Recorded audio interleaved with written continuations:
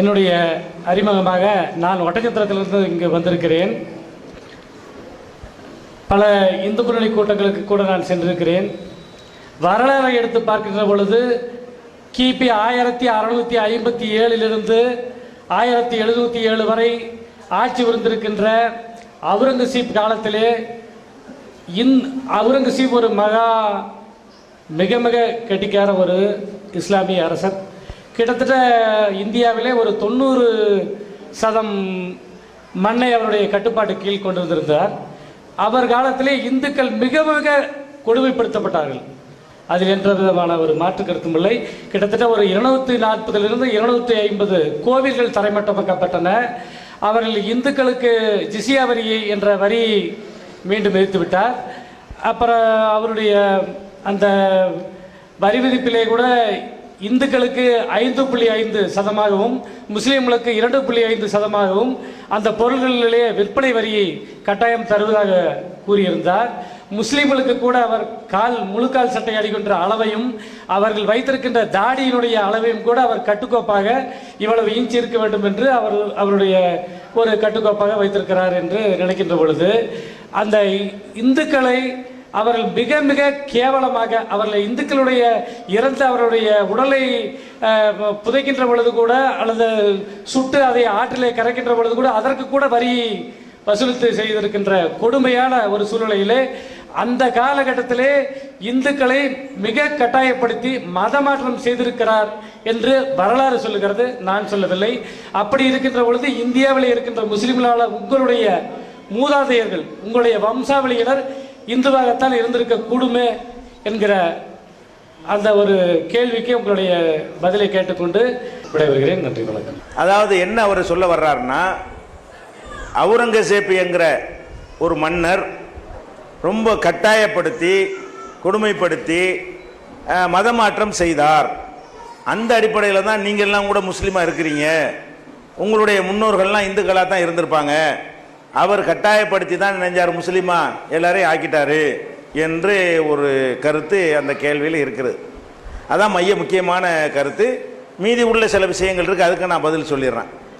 முதல் விஷயம் விளங்கி கொள்ள வேண்டும், இந்த இஸ்லாத்திற்கு நாங்கள்லாம் வந்திருக்கிறோம் இல்லையா, இது அவுரங்கசீப் காலத்தில் கட்டாயப்படுத்தி அப்படி வந்திருப்பார் என்று நீங்கள் சொன்னீர்களேயானால் அது வெள்ளையர்கள் காலத்தில் பிரித்தாள்வதற்காக எழுதப்பட்ட ஒரு கட்டுக்கதை தான் அதுக்கு அடிப்படை.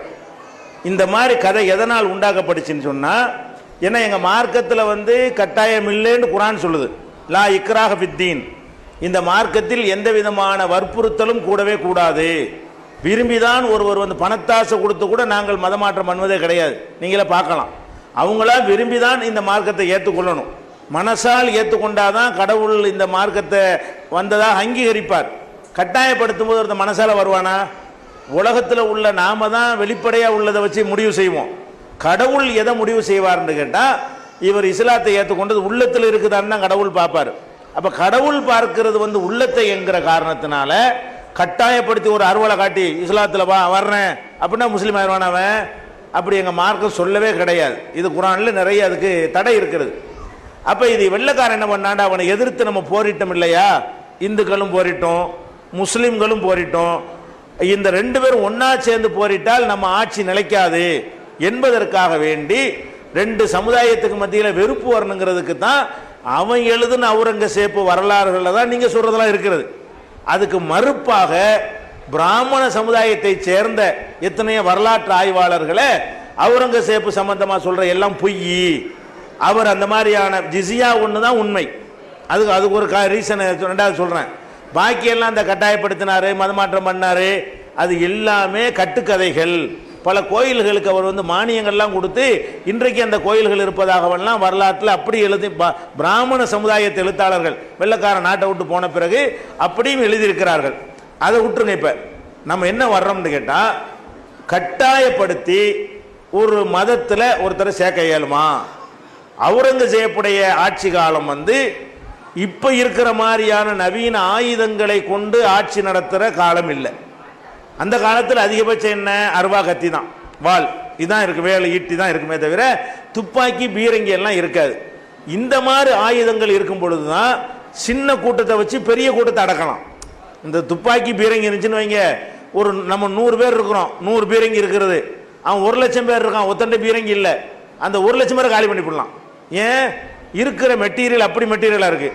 வாழை கொண்டு சண்டை போடுறதுன்னு வைங்க, 100 வாள் வச்சிருந்தா கூட வெறும் ஆளா வந்து அமுக்கி நம்ம நினைஞ்சிருவான், 1,00,000 பேரை நம்மளை காலி பண்ணிட்டு போயிடுவான். அப்ப அவுரங்கசீப் காலமாகட்டும், முஸ்லிம் மன்னர்களுடைய காலம் அனைத்துமே இந்த வெள்ளக்காரன் அந்த நாட்டில் வரும்போது தான் இந்த வெடிமருந்துகளோட வந்து என்ன செய்யறான், நம்மளை வந்து மிரட்டி ஆட்சியை கைப்பற்றிக்கிறான். அவங்களுடைய ஆட்சி காலத்தில் எல்லாம் கடைசி காலத்தில் திப்பு மாதிரி சில ஆட்கள் உங்க ஊர்ல வரைக்கும் ஆட்சி பண்ணார் திப்பு சுல்தான். அவர் மாதிரி சில ஆட்கள் இந்த வெடிமருந்து டெக்னாலஜி அவங்களாம் கடைசி காலத்தில் உள்ளவங்க, வெள்ளக்கார நாட்டை விட்டு போறது கடைசி கட்டத்தில் உள்ளவங்க. இவங்க வேணா வெடிமருந்துகள் பீரங்கிகள் பயன்படுத்தி இருக்கிறார்களே தவிர அவுரங்கசீப் அந்த மாதிரியான அவங்க காலத்துல எல்லாம் என்ன கிடையாது, இந்த மாதிரியான டெக்னாலஜி கிடையாது. அப்படி இருக்கக்கூடிய நேரத்தில் இப்போ முஸ்லீம்கள் இன்னைக்கே நாங்கள் வந்து அரசாங்க கணக்குப்படி 13% இருக்கிறோம். 87 இந்துக்கள் இருந்தால் 13 முஸ்லீம் இருக்கிறோம்னு வைங்களேன், நாங்கள் 13 இருக்கிறோம். அவுரங்கசீப் காலத்தில் எத்தனை இருந்திருப்போம்? இன்னும் கம்மியாக இருந்திருப்போம், ஒரு 5 3 2 இருப்போம்.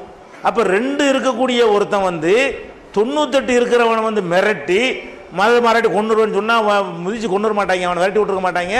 அவன் இந்த நாட்டை ஆள முடியுமா? முஸ்லீம் மன்னர்கள் வந்து யாரை மிரட்டுவா? யார்கிட்ட நம்பர் அதிகம் இருக்கோ அவங்க மிரட்டுவாங்க, யார்கிட்ட நம்பர் கம்மியாக இருக்கோ அவங்க மிரட்ட முடியாது. அப்போ அந்த காலத்தில் வந்து அவங்க நாடு பிடிக்க வந்தாங்க, மதத்துக்கு வரவே கிடையாது. பாபர்ல இருந்து எல்லா மன்னர்களுமே ஒரு ஆட்சியை நடத்துவதற்கு வந்தவர்களே தவிர அவர்கள் மதத்தை ஒரு ஆட்சியை ஸ்தாபனம் பண்ணி மதத்தை நிலைநாட்டணும் பரப்பணும் என்பதற்கு வந்தவர்களே கிடையாது. ஒரு முஸ்லிம் மன்னரும் ஹஜ்ஜி செஞ்சது கிடையாது. இந்தியாவை ஆட்சி செய்த ஒரு முஸ்லீம் கூட மன்னர் கூட மக்காவுக்கு போய் ஹஜ்ஜி கடமையை நிறைவேற்றினவன் கிடையாது. அப்ப இவனுக்கே மதம் இல்லை, இவன் போய் மதமாற்றம் பண்ணுவானா? அவனே மதத்தை கடைப்பிடிக்காத ஒருத்தன் அந்த புறத்தில் பொம்பளையில வச்சுட்டு ஆட்டம் போட்டவன்லாம் மதமாற்றம் எப்படி செய்வான்? அவனுக்கு நோக்கமே அது கிடையாது எந்த முஸ்லீம் மன்னருக்கும். அதனாலதான் என்ன பண்றாரு, உதாரணத்துக்கு சொல்வதாக இருந்தால் பாபர் இருக்கார் இல்லையா, பாபர் வந்து அவர் தான் முதல் மன்னர் வேற சொல்லுவாங்க. பாபர் என்ன பண்றாரு, பாபர் வந்து அவருடைய மகன் வந்து ஹுமாயூனுடைய மகன் அக்பர். பாபர் என்ன பண்றாருன்னா மகனுக்கு ஒரு உயில் எழுதுறாரு. பாபர் வந்து தன்னுடைய மகன், தனக்கு பிறகு மகன் தான் ஆட்சிக்கு வருவாரு, மகனுக்காக வேண்டி என்ன செய்யறாரு, உயில் எழுதுறாரு. இந்த உயில் வந்து நம்ம இந்திய அரசாங்கத்தில் உள்ள டெல்லியில் உள்ள அந்த அருங்காட்சியகம் மியூசியம் இருக்கு இல்லையா, அதுல அந்த உயில் இருக்கிறது, இப்பவும் இருக்குது, இன்னைக்கும் இருக்கிறது. பார்சி மொழியில் எழுதப்பட்ட, நான் சொன்னதுக்கு ஆதாரம் ஏதோ அழிந்து போன ரெக்கார்டு அல்ல, பாதுகாக்கப்பட்ட ரெக்கார்டு. இந்திய அரசாங்கத்தினுடைய தொல்பொருள் ஆய்வு துறையில் அவங்களுடைய கண்ட்ரோலில் இருக்கக்கூடிய மியூசியத்தில் அந்த பாபர் தன்னுடைய மகன் ஹுமாயூனுக்கு எழுதின உயில் இருக்கிறது. அதில் என்ன எழுதுறாரு தெரியுமா, அருமை மகன் ஹுமாயூனே, நீ வந்து இந்துக்கள் அதிகமாக இருக்கக்கூடிய ஒரு நாட்டை ஆளப்போகிறாய், எனக்கு பிறகு முஸ்லீம்கள் இருக்கிற நாட்டை நீ ஆளவில்லை, இந்துக்கள் அதிகமாக இருக்கிற ஒரு நாட்டை நீ ஆளப்போகிறாய். அவர்களுடைய மனம் கோணாதபடி இருந்தால்தான் உன்னால் ஆள முடியும், இல்லை என்று சொன்னால் உன்னுடைய ஆட்சியை அந்த நாட்டில் நிலைநாட்ட முடியாது. அதனால இன்னென்னதெல்லாம் நீ செய்யணும் என்று ஒரு பட்டியல் போடுறாரு. எந்த அளவுக்கு போடுறாருன்னா, இப்போ நம்ம முஸ்லீம்கள் வந்து இறைவனுக்காக நாங்கள் குர்பானி கொடுப்போம் இல்லையா, ஆடு மாடு ஒட்டகம், இந்த 3ல் எதை வேண்டாலும் கொடுக்கலாம். ஆட்டை குர்பானி கொடுக்கலாம், மாட்டை கொடுக்கலாம், ஒட்டகத்தை கொடுக்கலாம். அவர் எழுதுறாரு, நீ குர்பானி கொடுக்கறதா இருந்தா ஆட்டை கொடுத்துக்க, ஒட்டகத்தை கொடுத்துக்க, மாட்டை கொடுக்காத. ஏன்னா மாட்டை வந்து இந்துக்கள் வந்து ஒரு புனிதமாக அவங்க கருதுறாங்க, அவங்க அதை வச்சுக்கிட்டு உனக்கு எதிர்ப்பாக ஆகிவிடுவார்கள். நம்ம மார்க்கத்தில் அது அனுமதி இருந்தாலும் நீ அதை தவிர்த்து கொள் என்று அவர் எழுதி ரெக்கார்ட். இதெல்லாம் வந்து இந்திய அரசாங்கத்தினுடைய கண்ட்ரோலில் உள்ள ஆவணத்தில் பாதுகாக்கப்பட்ட ஒரு செய்தி நான் சொல்றேன்.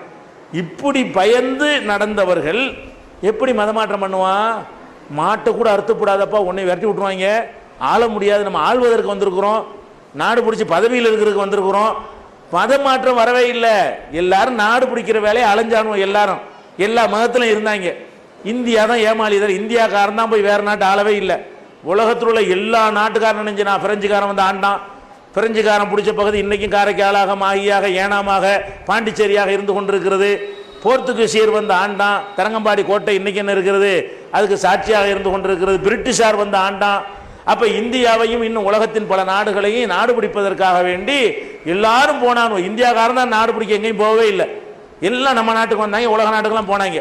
அந்த மாதிரி வந்த ஆளுக்கு இவங்க ஒரு சின்ன படையை ஓட்டிக்கிட்டு வந்து நாட்டை ஆளுவது நம்ம மந்திரியா இருக்கணும், ஜனாதிபதியா இருக்கணும், ஒரு மன்னரா இருக்கணும், இதுக்கு வந்த ஆளுக்கு இவங்கெல்லாம். அப்ப அதனால என்ன பண்றாங்கன்னா, இந்துக்களுடைய மனம் கோணாம நட இப்படியாக என்ன செஞ்சாங்க அவங்க சொன்னாங்க. இன்னும் சொல்ல போனா பாபர் போனது அயோத்திக்கு நீங்க போங்க, அயோத்திக்கு போனீங்கன்னா ராமர் ஜென்மஸ்தானம்னு 50 கோயில் இருக்குது. ஒன்றை பிடிச்சி பாபர் சொல்லிட்டு இருக்கிறான், 50 இருக்குதாங்க. அங்கே போனீங்கன்னா நீங்கள் பார்க்கலாம். அதுல எல்லாம் என்ன இருக்குன்னா, பல பாபர் மசூதி, பல ராம ஜென்ம கோயிலில் இந்த கோயில் பாபருடைய மானியத்தால் கட்டப்பட்டதுன்னு எழுதி கல்வெட்டு வச்சிருக்கான். நீங்கள் இன்னைக்கு போய் பார்க்கலாம் அயோத்தியில். இது கதையோ கற்பனையோ கிடையாது. இப்போ நீங்கள் போனால் இன்னும் அழிக்கப்படாமல் இன்னைக்கும் பார்க்கலாம். அப்போ முஸ்லீம் மன்னர்கள்லாம் எப்படி நடந்தார்கள்னு கேட்டால், ஆட்சியை தக்க வைக்கணும். மற்றவங்க எந்த அளவுக்கு தக்க வைக்க போனாங்கன்னு கேட்டால், பாபர் இப்படி சொன்னாரா, ஹுமாயூன் அதை விட ஒருபடி இறங்கினாரா, அவர் மகன் அக்பர் இருக்கார், அவர் என்ன பண்ணார் தெரியுமா, அட இஸ்லாம்கிட்ட காட்டிக்கிற கூடாது, ஒரு புது மதத்தை உண்டாக்கிடுவோம், அப்பதான் நம்ம ஆட்சியில் இருக்க முடியும்னு தீன இலாஹின்னு ஒரு மதத்தை உண்டாக்கி விட்டான். இஸ்லாத்தை விட்டு போயிட்டார் அவர். அக்பருங்கிற ஆள் வந்து இஸ்லாமே எனக்கு வேணாம்னு போயிட்டு அவர் என்ன பண்றார், தீன இலாஹின்னு ஒரு புதிய மதத்தை உண்டாக்கி அதுல ரஜபுத்திரர்களை எல்லாம் அவருடைய முக்கியமான பொறுப்புகள்ல, ரஜபுத்திரர்னா இந்துக்கள்ல ஒரு முக்கியமான ஜாதி, அவங்கள வந்து என்ன செய்யறாரு, வந்து தன்னுடைய படைகள்ல எல்லாத்திலையும் வைத்துக் கொண்டார். அப்ப இப்படி அட்ஜஸ்ட்மெண்ட் பண்ணித்தான் அவங்க ஆண்டாங்க. அப்படிதான் ஆள முடியும். இல்லைன்னா பெரும்பான்மை மக்கள் நசுக்கிப்படுவாங்க.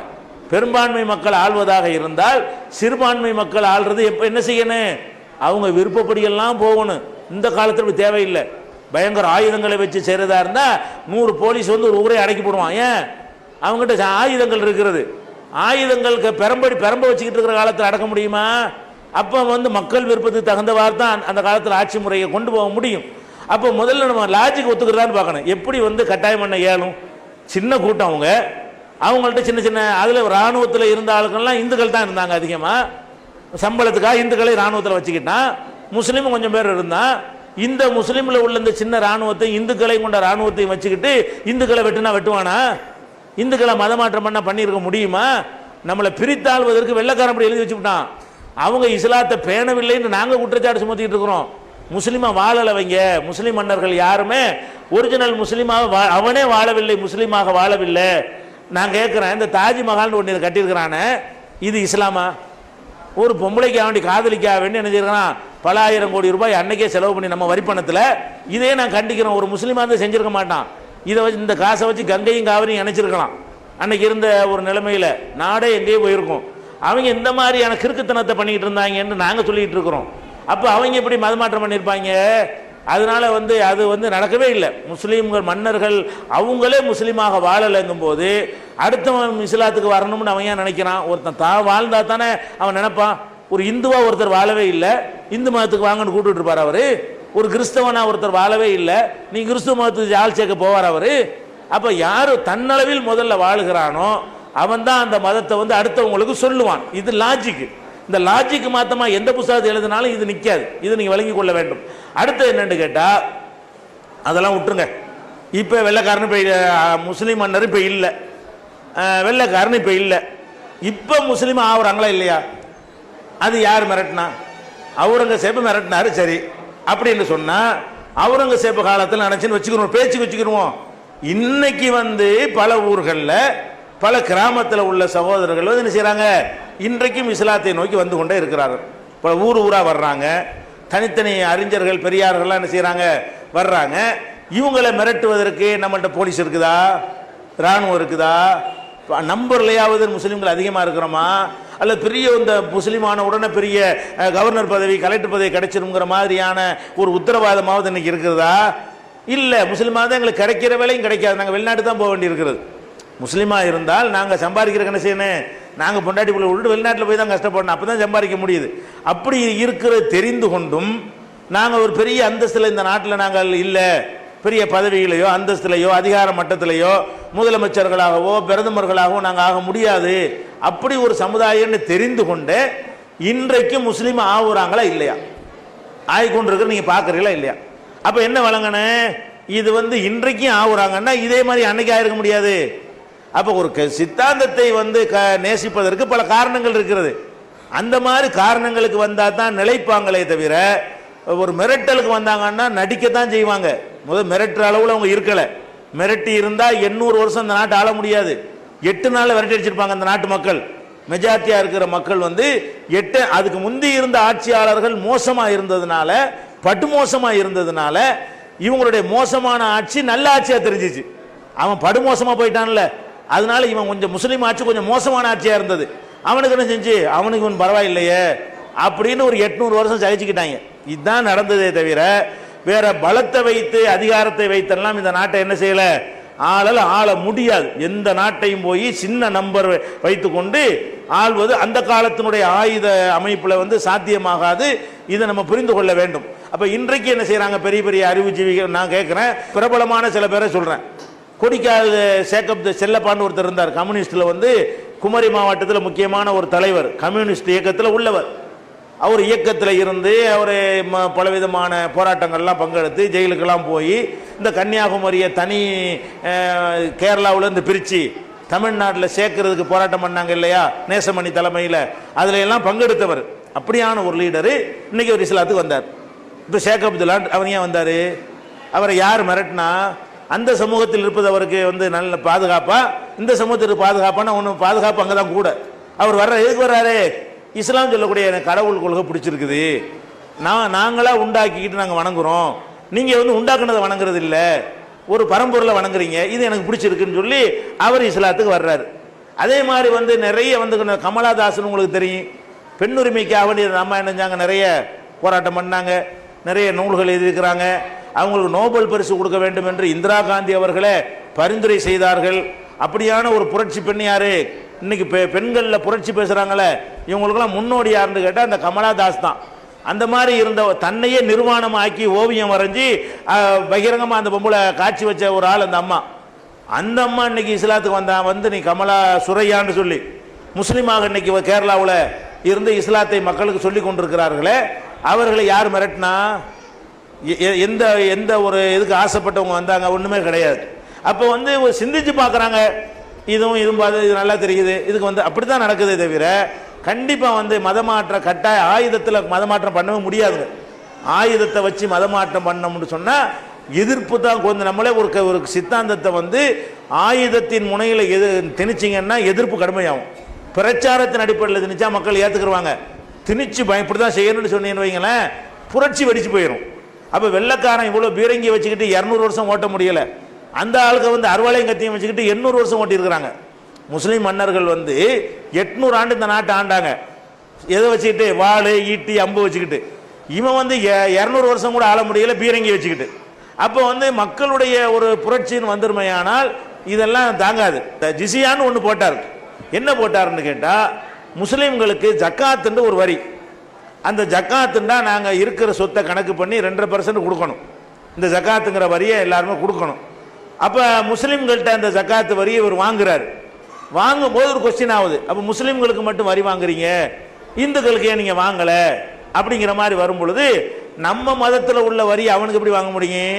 நம்ம முஸ்லீமுக்கு ஜக்காத்து வாங்குற மாதிரி இந்துவும் ஜக்காத்து கொடுன்னு கேட்டால் நம்ம மதத்தை திணித்து விட்டதாக அவங்க என்ன செய்வாங்க? நினைக்குவாங்க. அதனால என்ன செய்யுங்கன்னு கேட்டால், அவங்களுக்கு வந்து காப்பு வரின்னு ஜிசியான்னு பேர். அந்த தொகை 2, 5லாம் கிடையாது, அவங்களுக்கு தகுதிக்கு தகுந்த வாரத்தை நிர்ணயிச்சார். முஸ்லீம்கள்ட்ட ஜக்காத்துன்னு வாங்கி அரசாங்கத்தில் சேர்த்தாரு, இந்துக்கள்கிட்ட வந்து ஜிசியான்ற காப்பு வரிங்கிற பேரில் வசூல் பண்ணாரு. 2 பேருக்கும் வரி வாங்கினாங்க. ஆனால் ஒரு மதத்தில் சொல்லப்பட்ட வரியை இன்னொரு மதத்துக்கு வாங்கக்கூடாது என்பதற்கு அது ஒன்று செஞ்சார் அவர், அவுரங்கசீப். மற்றபடி இந்த எல்லாத்துக்கும் சாவுக்கு வரி, அடக்கம் பண்ண விடலை, அதெல்லாம் வந்து கூடுதலாக எழுதி செய்கிறாங்க, எழுதி வச்சுக்கிறாங்க. ஜிசியா ஒன்று தான் உண்மை. அது கூட உங்களுக்கு இந்த ஜிசியாவோட சம்பந்தமாக கூடுதல் தகவல் தெரிந்து கொள்வதற்காக வேண்டி குற்றச்சாட்டுகளும் பதில்களும் அப்படின்னு ஒரு நூல் போட்டிருக்கிறோம். அதில் நிறைய கூடுதல் விவரங்கள்லாம் இருக்கிறது. அந்த நூல் உங்களுக்கு தருவாங்க, குற்றச்சாட்டுகளும் பதில்களும்.